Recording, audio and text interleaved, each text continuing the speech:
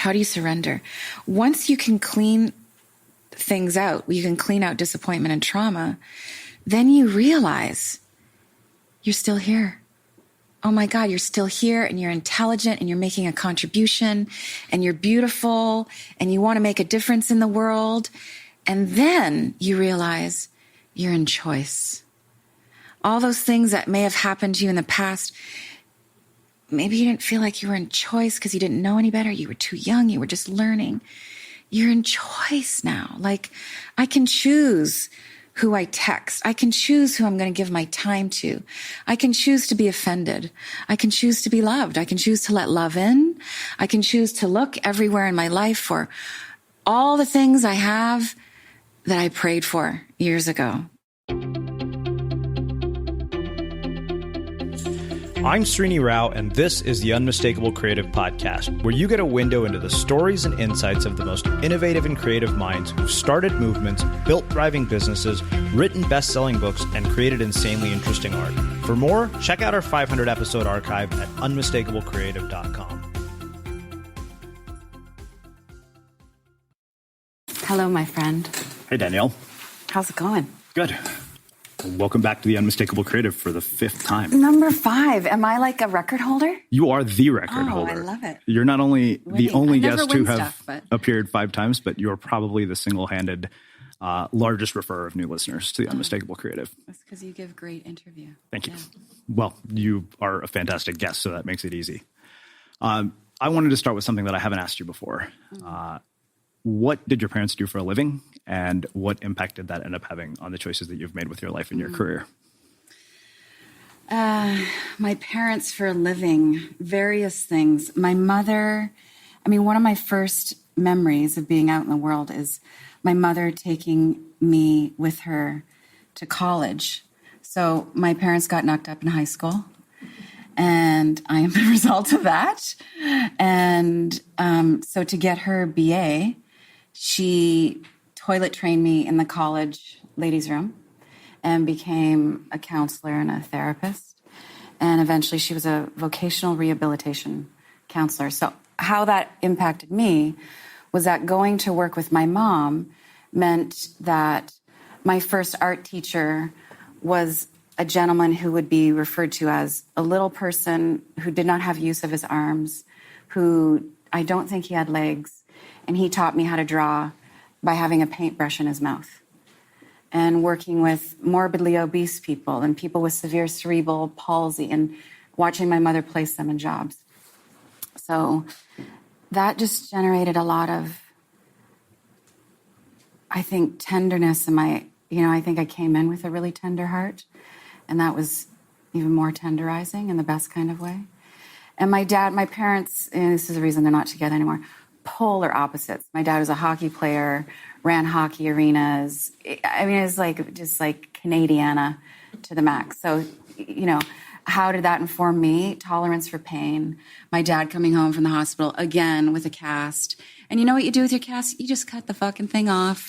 Like, that's how my life was, just extremes. And I don't know, I should talk to my therapist about how those extremes affected me. But with a mom as a therapist, do you felt like you were given a significant amount of spiritual teaching growing up? Because, you've spent your whole life not only being a spiritual teacher, but a seeker. Do you think that started early? Do you think that part of the job was already done because your mom was a therapist? Because I wonder about this, because my parents were the furthest thing from encouraging me to explore this kind of information. Mm-hmm.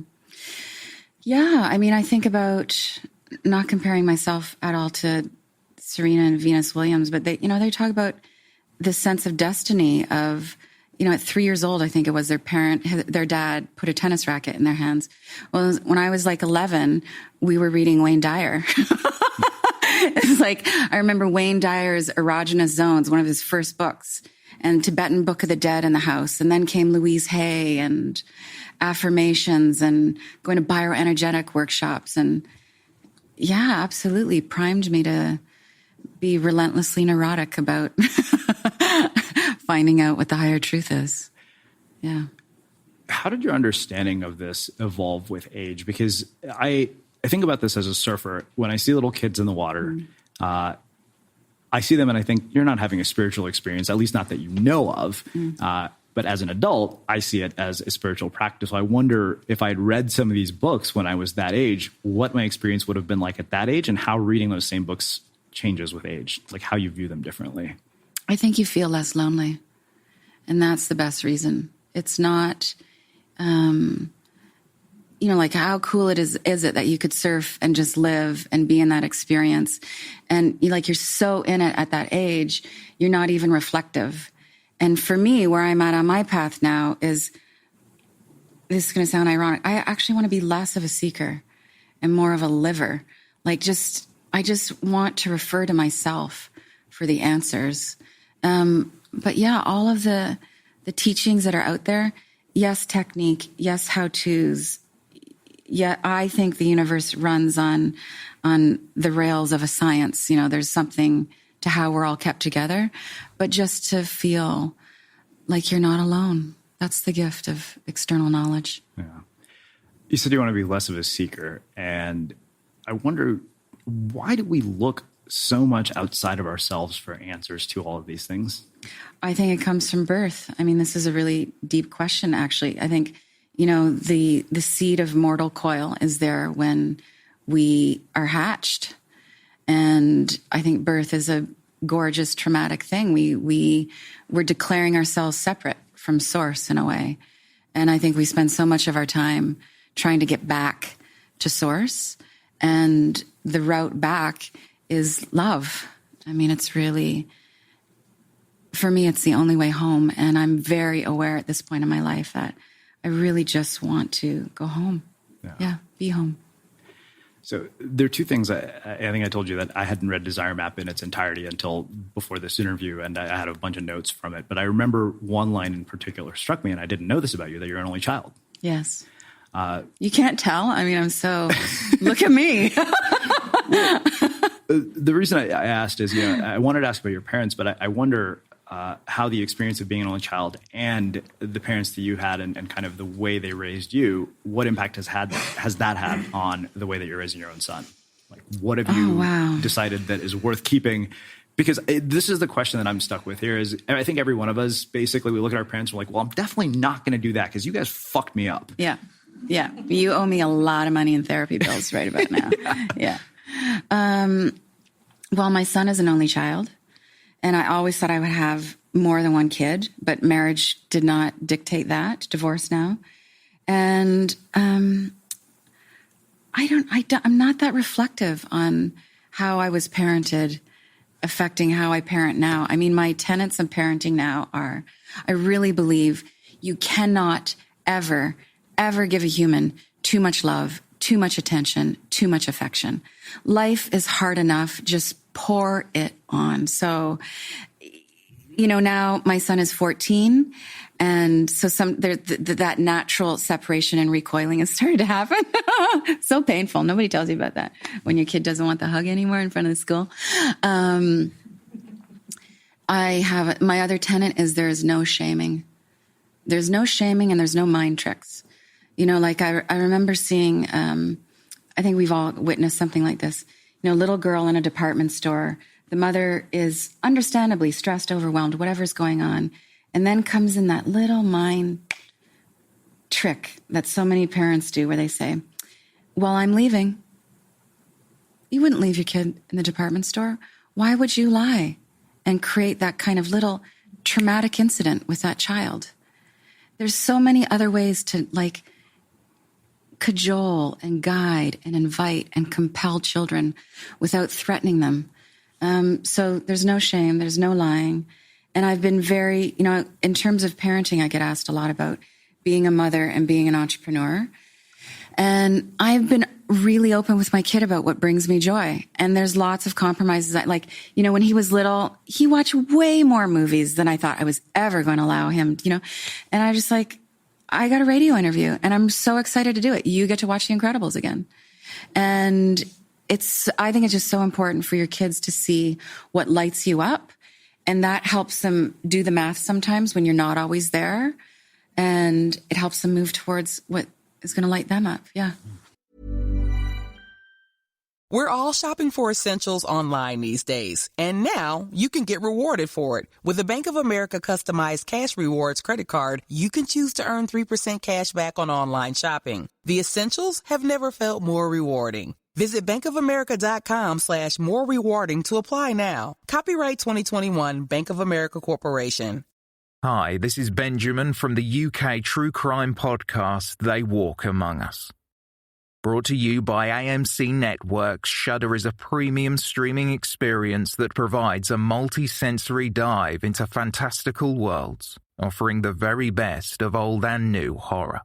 Discover films and series that covers the entire horror spectrum, including highly anticipated new releases like The Boy Behind the Door and Psycho Gorman, to giants of the horror genre like the Texas Chainsaw Massacre and Halloween.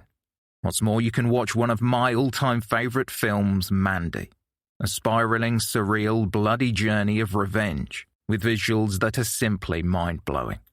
Exceptional originals, movies, TV series, and live events, there's always something new and unexpected for Shudder members to experience. Sign up at shudder.com. You mentioned earlier that you thought you would have more kids, marriage, divorce, and it made me think of something that a friend that you introduced me to, Terry Cole, had said to me on the Unmistakable Creative when we were talking about love and boundaries. And she said, you have to be able to let go of the way you thought it would be in order to be open to the way that it could be. And that really struck me particularly because my sister just got engaged. I just turned 40 and I'm still single. I wondered, was there a point in your life where you were able to say, okay, you know what, I'm able to let go of what I thought it was going to look like? And how did that unfold? And how do other people do that? I have to do it all the time, and I do it reluctantly. And sometimes it's excruciating. Yeah. I mean, there's no other way to, because I think we want what we want. We have these cravings. We want the love. We want to go back home. We want the connection. And we work so hard. I mean, part of the reason it's so hard to let go of the dream and to grieve how things have turned out in a way you didn't want them to turn out is because we're so addicted to the strive. And we're so hooked on goals. And, you know, I wrote a book about soulful goals, you know, and just, I'm so, and at this point, I'm just like, I said this 10 years ago. I said it 5 years ago. I said it in the last book. I've said it in every book I've written. I'm so done with the striving. But Sri, I'm really done with the striving now. I'm like a whole new level of done with the strive because I want that sense of home in my life and that striving and that goal addiction and the accomplishment and the fucking life hacking. I don't want to hack my life. I want to be in my life and I want to be life-giving and life-encouraging for other people. I'm done with the shortcuts. I don't even want to optimize my day. I really don't. I just want to be present. I want the calmness that comes with presence. I want the absence of, it's not the absence of pain. I want the capacity to be with grief, and I want the capacity to be with ecstasy. And the more externally referencing I am, I mean, those things are all thieves of my joy. Every time I go on Instagram, which is neurotically, it's part of my business. I wouldn't be sitting here right now. Every time I go on to see if somebody loves me, and hearted me. And, you know, I just checked my most recent post, which is amazing, by the way. But every time I go on there, I'm just, you know, I'm snacking elsewhere where if I just refer to myself, then I'm more radiant. I'm more calm. I'm more creative. I'm a better parent. I'm a better girlfriend, you know? Well, you mentioned Instagram, so let's go there. I want to talk about this because it's been on my mind a lot lately. I just deactivated my personal Instagram account, but that's a whole other story. Yeah, that was foolish, but we can talk about that later.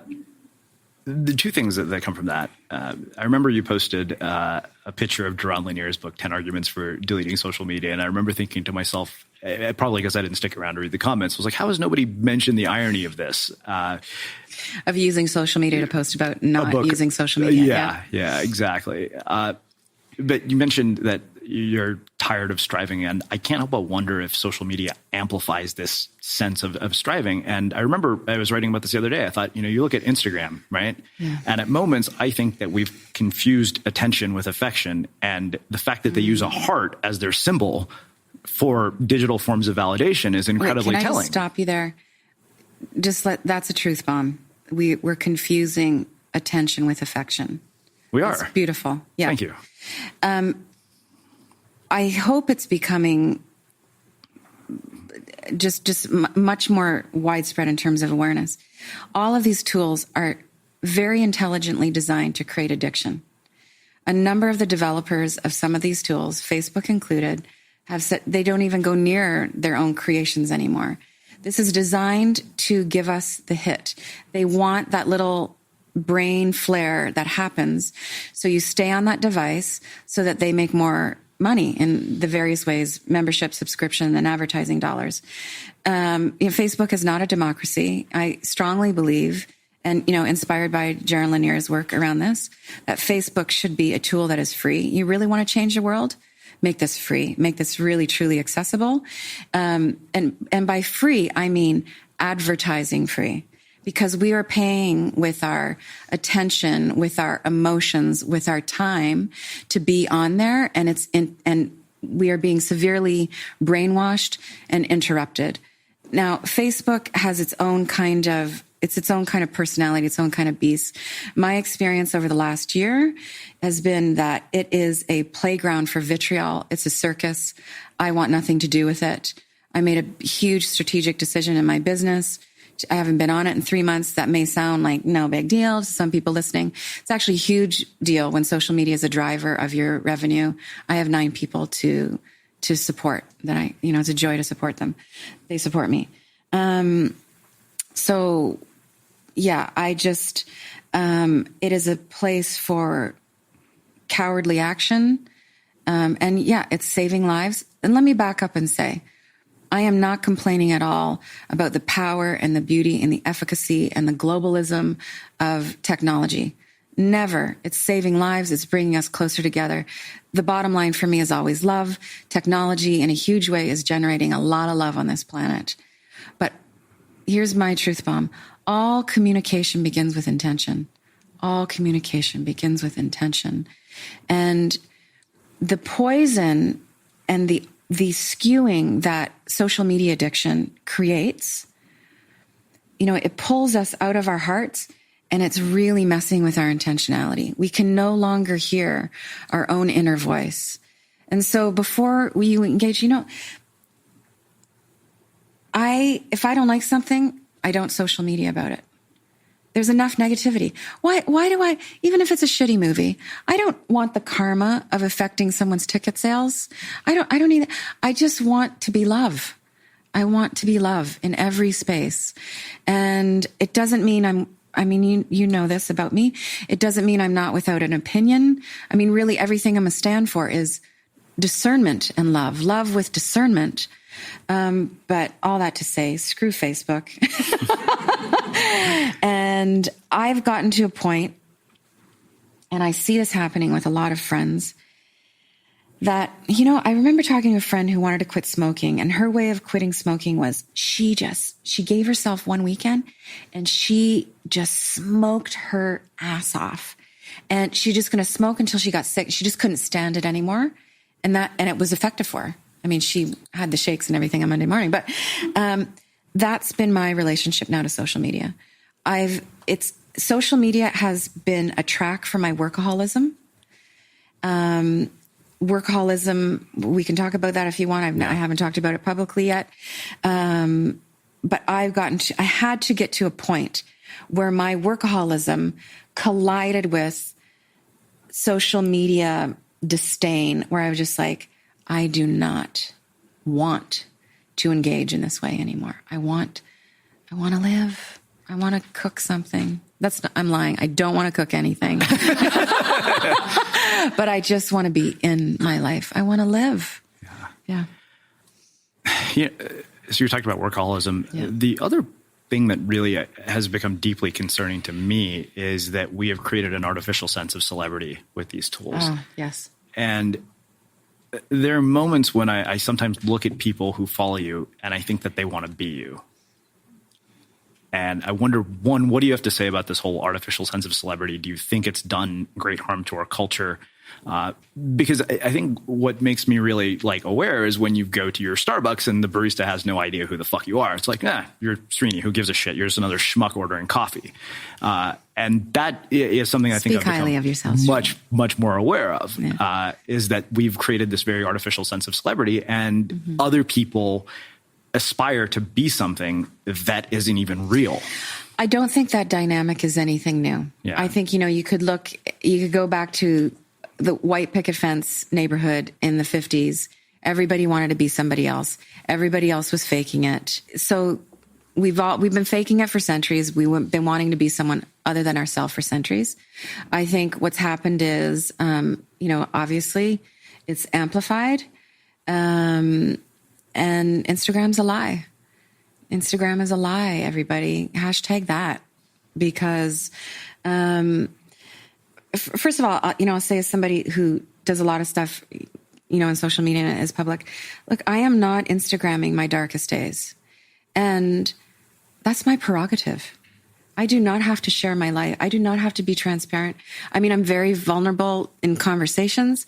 There is no Instagram story happening when I'm doing the ugly crying therapy. But what's the Latin phrase for buyer beware? Caveat, yes. That's how you need to engage with social media. Just know, listen, don't be stupid. Be intelligent and about the engagement. This is all filtered.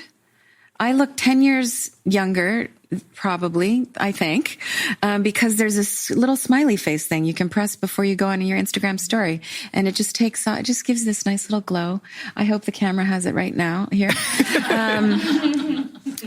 Yeah, come on. And I think we have a responsibility, those of us who have gained, have the numbers on social, to really keep it as real, as comfortably possible, as wisely possible.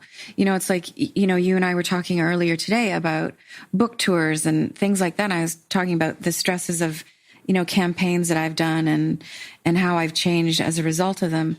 And I never talk about a painful situation when I'm in the painful situation, for a couple of reasons.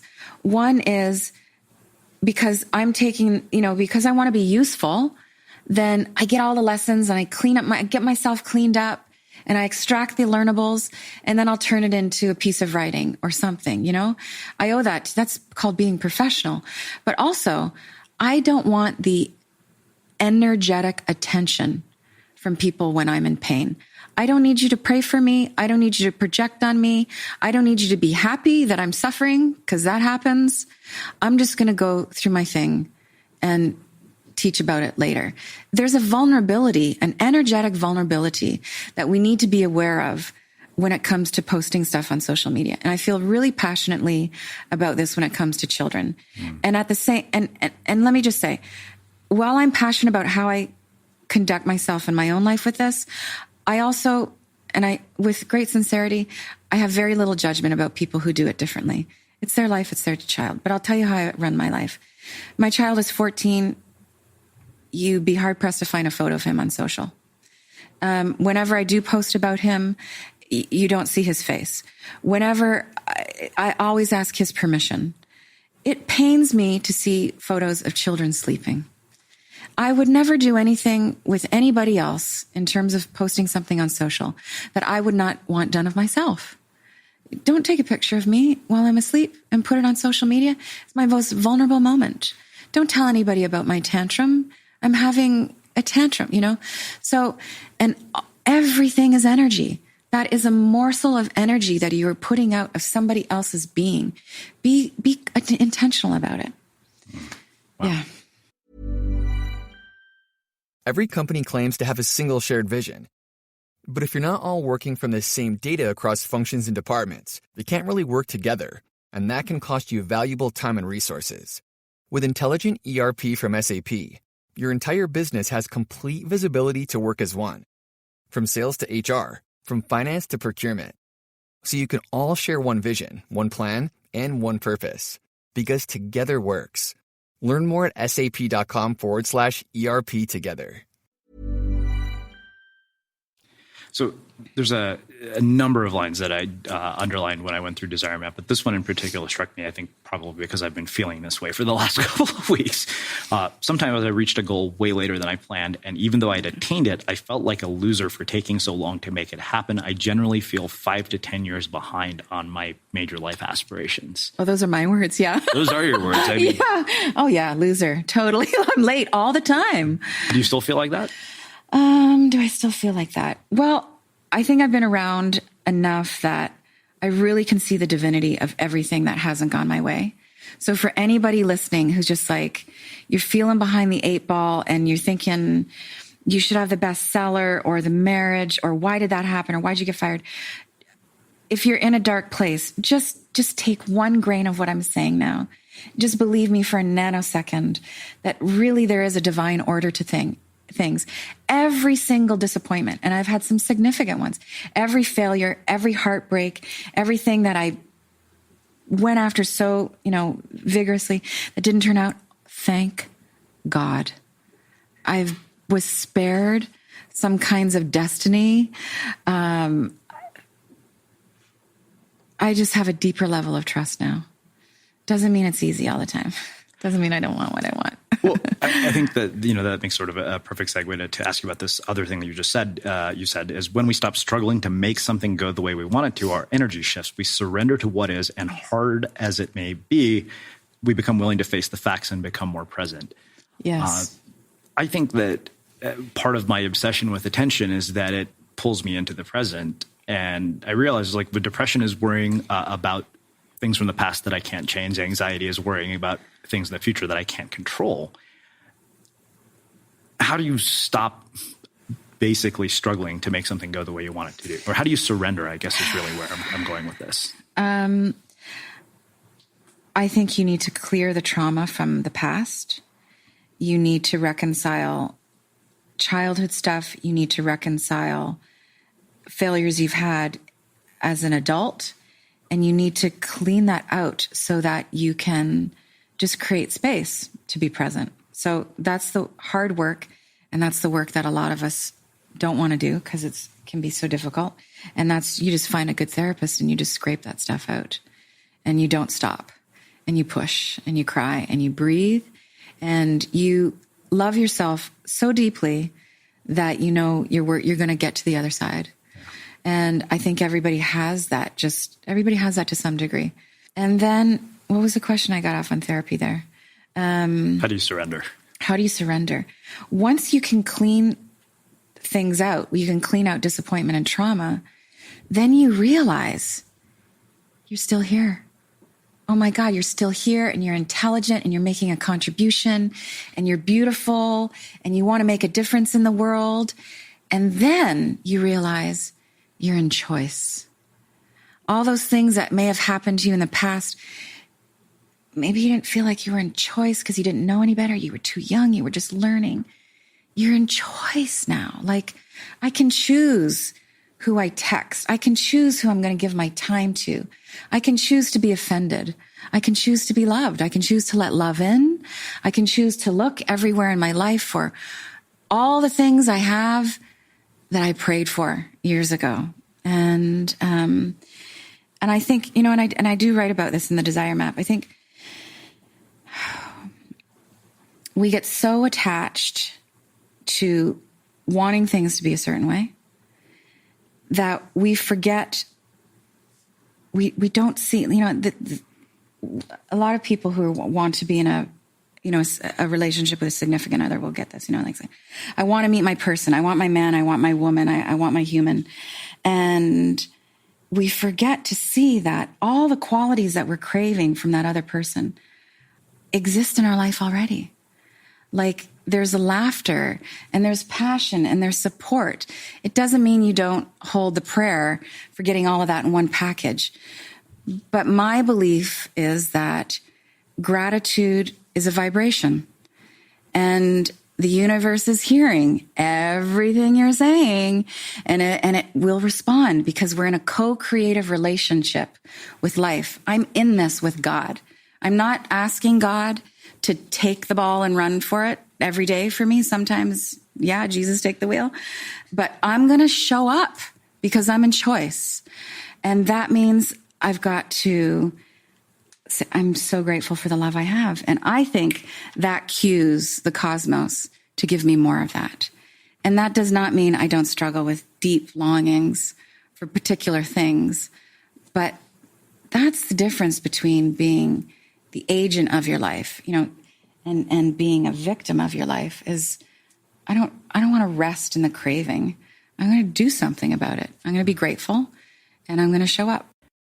So we talked a little bit about this last time when we were talking about White Hot Truth. You wrote about depression and mental health issues. And, this last year we've seen some very high-profile suicides with people like Anthony Bourdain and Kate Spade. And we've been talking a lot about Mac trauma Miller this past week. And healing. And I just, wonder what do we do about this? Yeah. Because I don't think it should take a celebrity suicide or a startup founder suicide for us to say, okay, we have a problem, we should talk about this. And that's usually the only time we do talk about it. When I talked to Frank Warren at Post Secret, he said, for every one of those, there are thousands we never hear about. Mm-hmm, mm-hmm.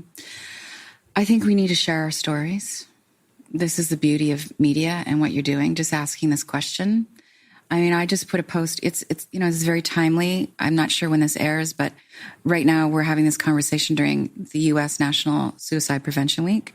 I just put a post out about, last year when I was still on Facebook, I reached out to the community and said, I've got a spouse of a dear friend who has suicidal ideation.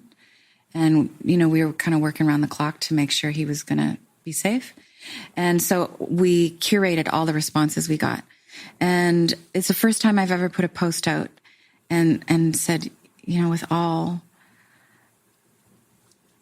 love and modesty, like I hope just some lines of this save somebody's life, Mm-hmm. So I think we need to tell our stories and have the courage to do that. And you realize you're not alone.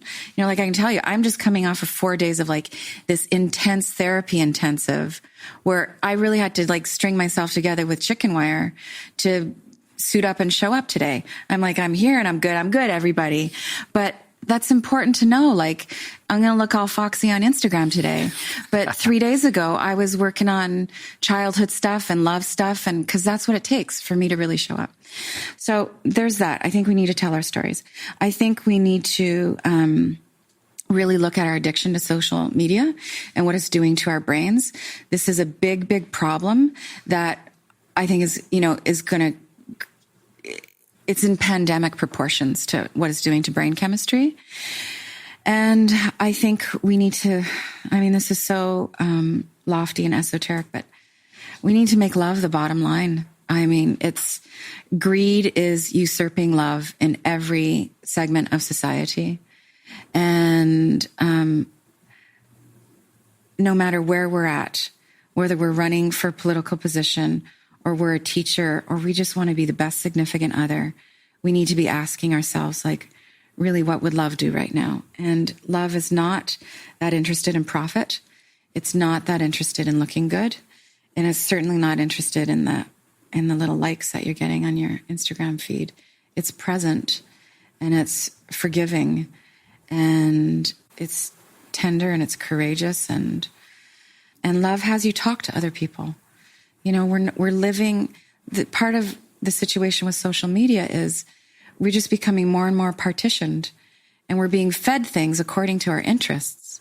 And we're on our phones more, so we're talking to people less. Just in the cab on the way over here, I had the taxi driver, was an Ethiopian gentleman who told me, I'm Canadian, and he said he loves Canadians. Of course, I said, yes, we're all lovable and kind and perfect. And we apologize way too much. And he was telling me a story about not being able to speak English when he got here. And this woman took him in and gave him a job on the line cooking. And I thought to myself, what's happening right now?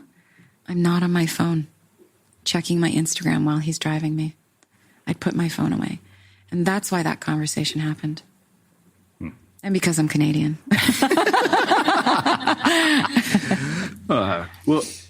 I think you've talked about this idea of addiction to achievement. I mean, we spent a lot of time talking about addiction. And you said as hardwired achievement bots, many of us subscribe to systems of success that actually become blockages to our instincts. Structures, programs, regimens, all disciplines in theory should be to support our freedom and independent thinking, but may serve to stifle our life force instead. Yes.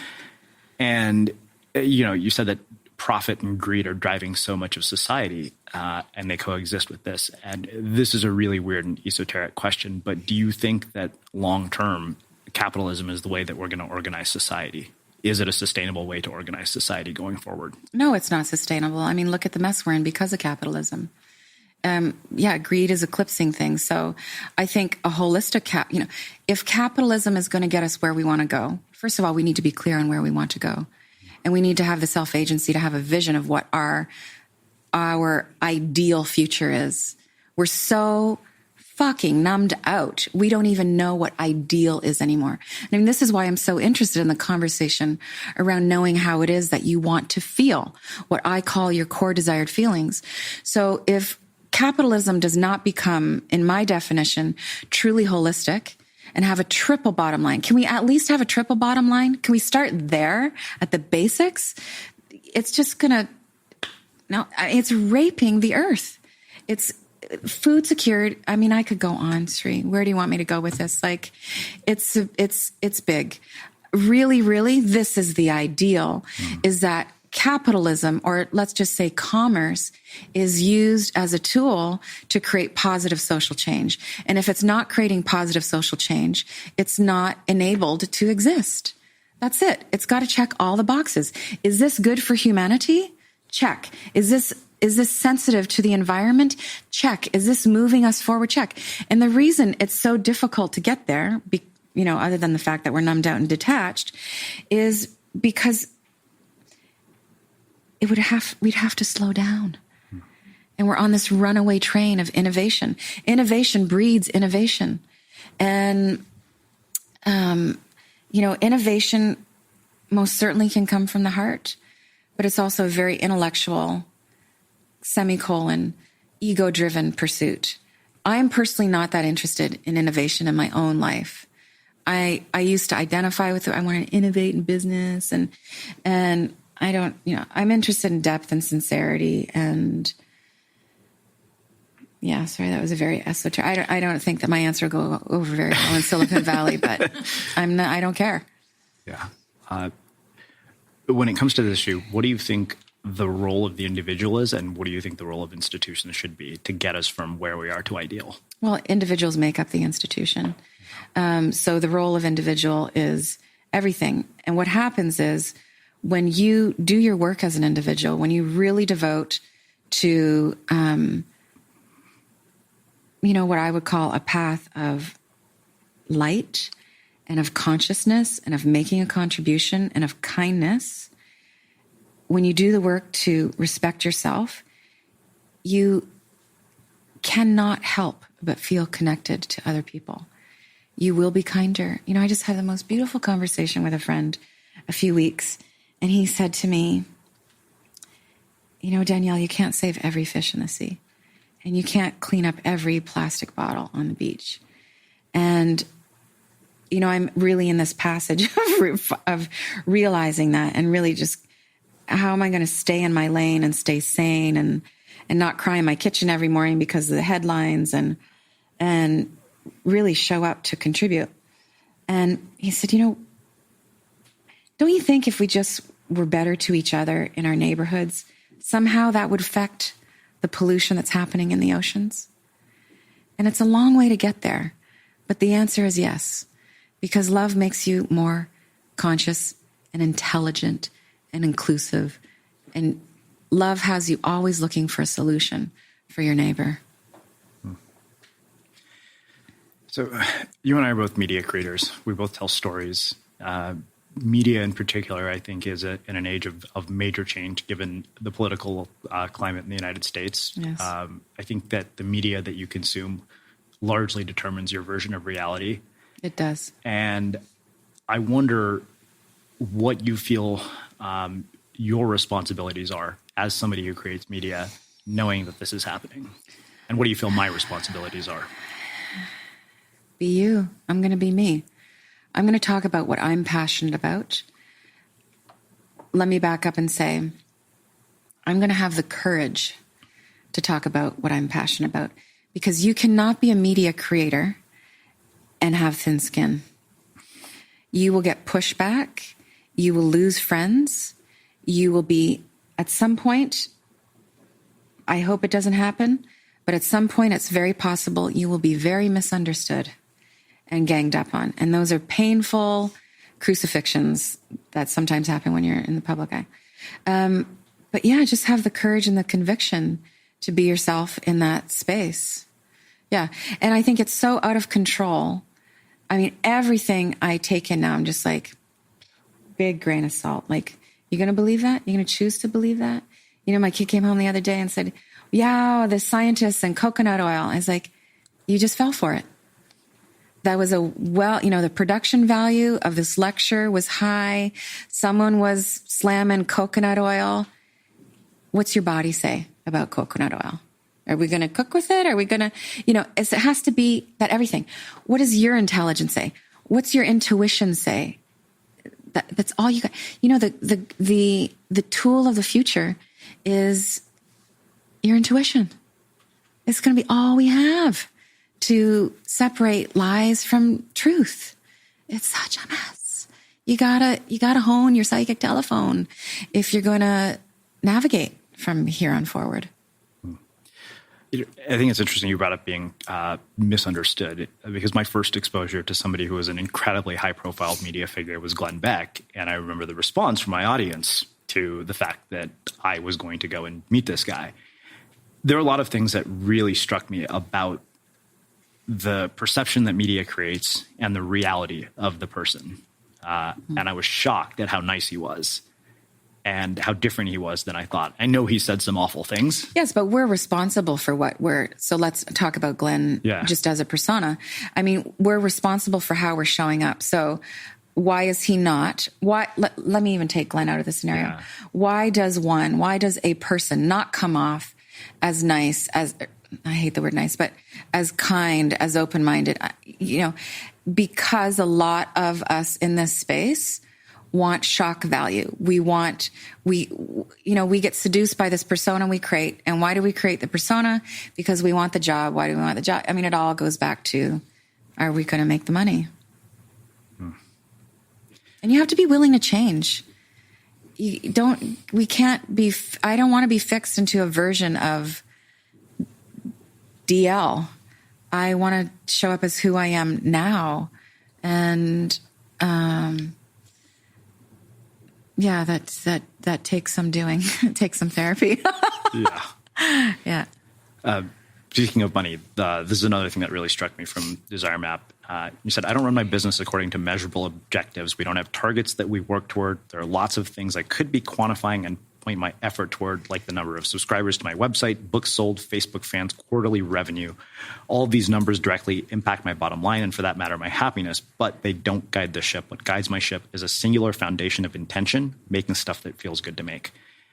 And that really struck me, particularly because I feel lately I've literally been measuring my self-esteem in profit and losses and book sales. Oh, sweetheart. I feel for you. It's a disaster. Yeah. So how do you get to this and yet manage to run a business where 9 people work for you and things work? Yeah. Well, things don't always work. And that's part of it. That's part of being an entrepreneur. That's part of life. We still fail lots and we don't hit things. I would say that statement that you just read is now only half true. I've hired people who care about the numbers. and that gives me deep peace so that I can just be eccentric and just go create stuff and just do what I do best. And the numbers game really turns them on. And I have sacred responsibilities now. And I look at my business as, really, I look at my life like degrees of concentric circles. So, the reason I have a business is I want to be self-expressed and a career, let's say. And then out of that, then I take care of my family and my friends. And then out of that, I take care of my people. That's the number 2, 3 goal, is to make sure that the people who are on the D bus are like healthy and they can afford to buy homes and go on honeymoons and be well. Because if they're not well, I'm an asshole. It's like, it's so hypocritical. And then the 4th layer of that pie is to serve people. But yeah, I'm really clear. So that's it for me. And I can't do anything for the money. I can't.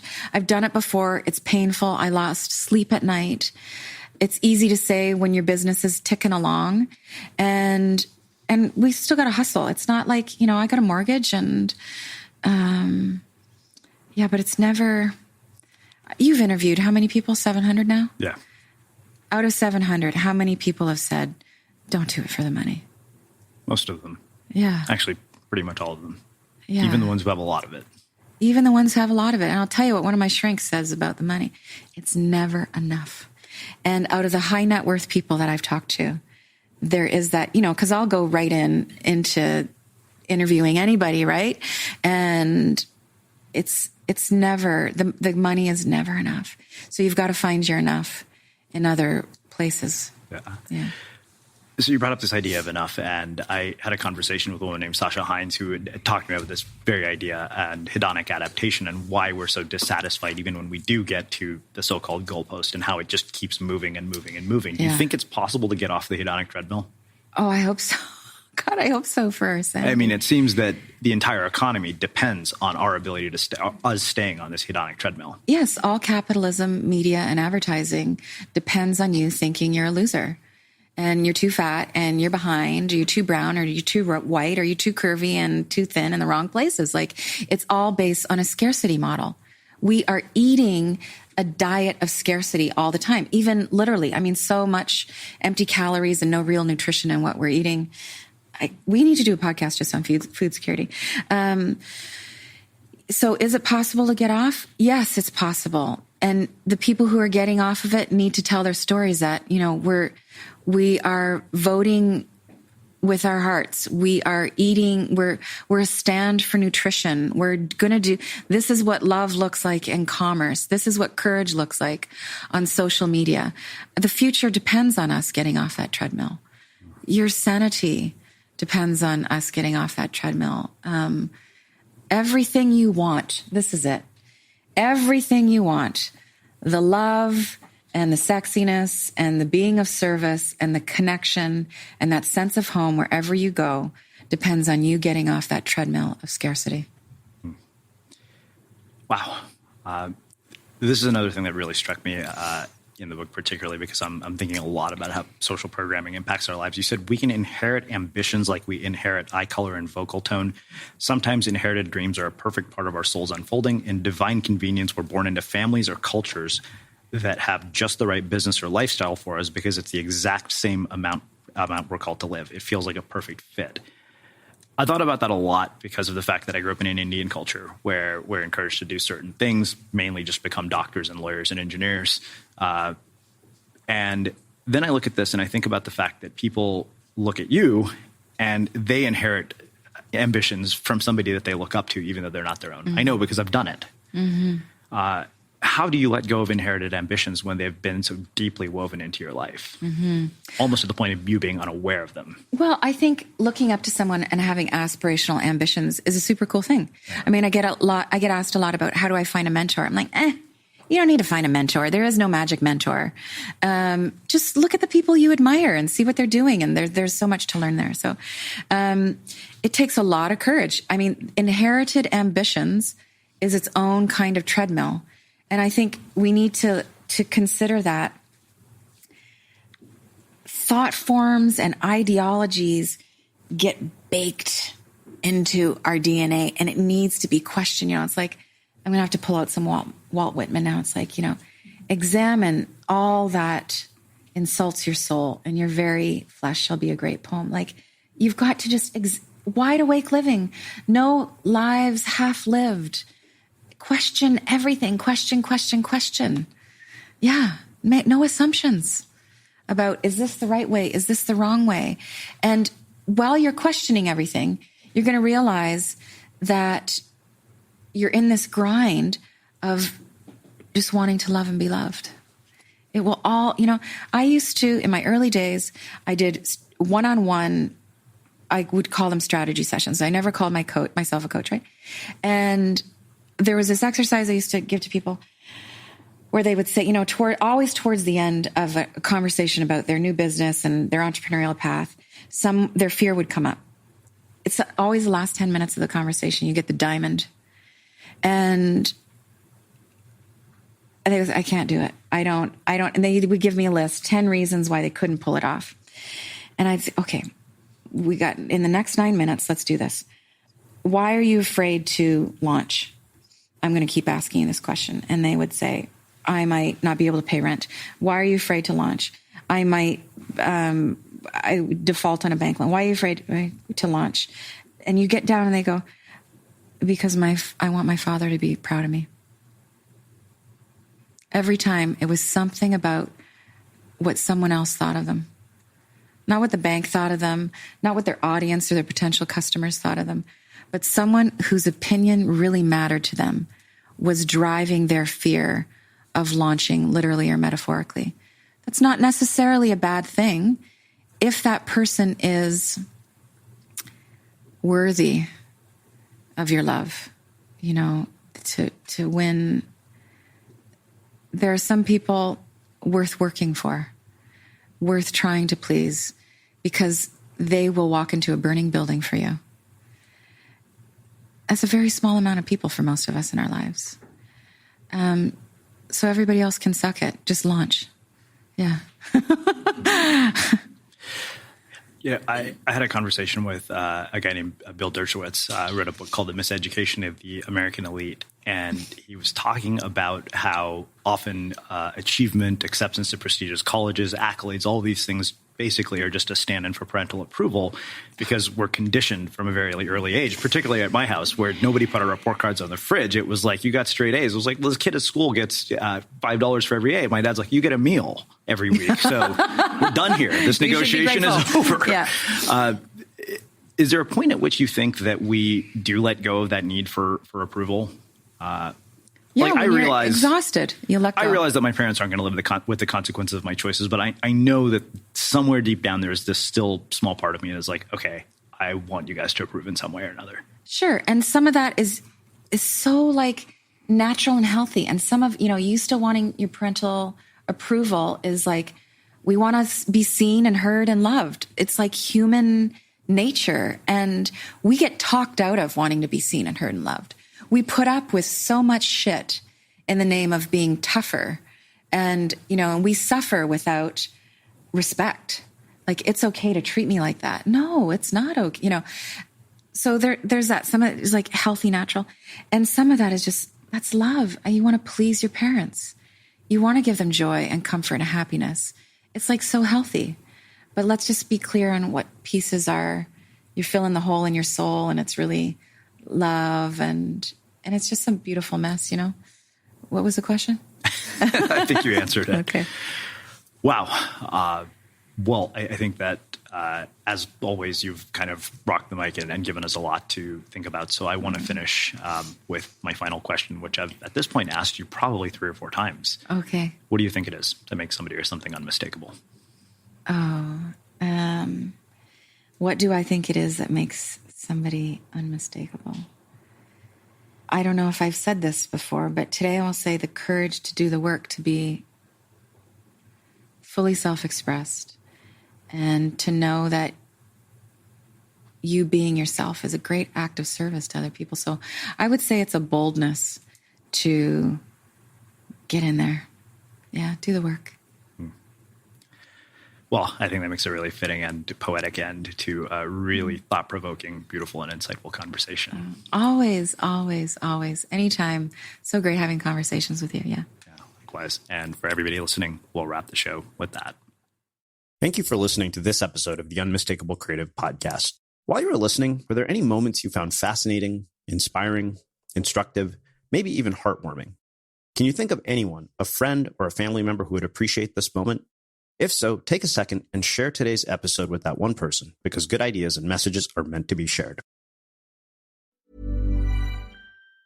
Need a spare part? Another 5 tons of raw materials? Some contractors to help with the holiday rush? Procurement can get them. Want them from ethical suppliers that balance cost and quality? That's not so easy, unless you have intelligent spend management from SAP running in the cloud. It gives your procurement team visibility and control over spending, because everything they need to find, source, and pay for goods and services is together. Intelligent spend management from SAP. Together works. Learn more at sap.com/procurement together.